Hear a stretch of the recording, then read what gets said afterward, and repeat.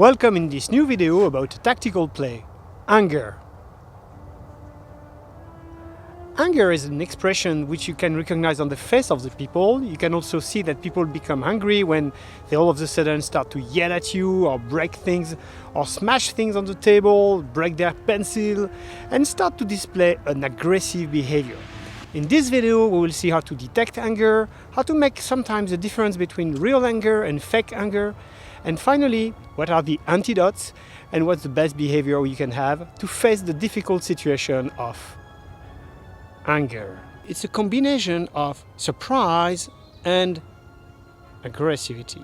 Aggressivity and anger is shown by a reduction of the pulp of the lips and a narrowing of the eyebrows. And overall, the face is moving toward you with the intention to fight, Maybe the eyes are wide open, or maybe they are like that, but in any case, it's going to be a bad moment. Surprise is a tactic that is often used in negotiation, whether in opening or in closing, and sometimes associated with other elements to take you aback, to take you by surprise.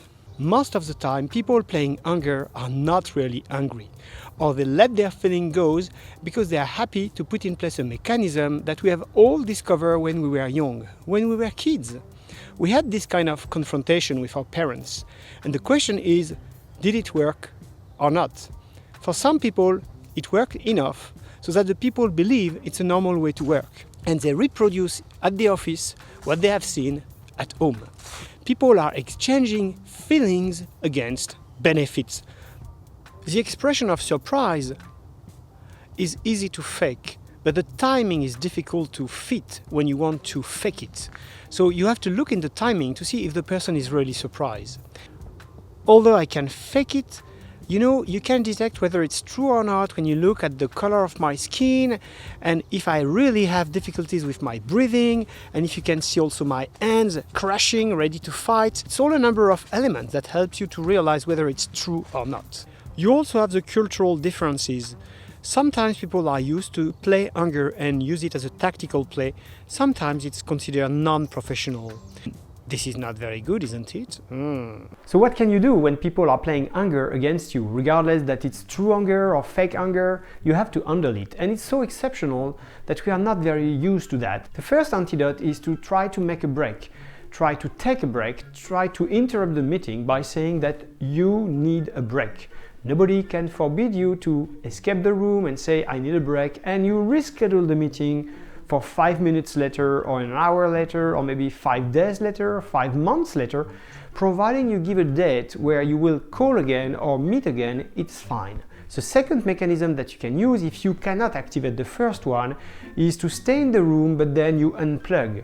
You stop communicating, you stop giving feedbacks, you stop basically participating to the anger so that you protect yourself from becoming anger yourself. And that's very important because you may regret all your life what you have done or said in the context of this bad exchange. The third antidote that you can use is that sometimes people estimate that you should also reply to their anger with your anger, just to show your determination. It might be very cultural, but with some people it's important. So you are going to play anger. You are going to fake anger. You are going to play comedy and just say that you can also become someone very aggressive, and you refuse that people speak to you like that. You change your voice, you change your face, which is saying that you do not agree with that and you are in anger too.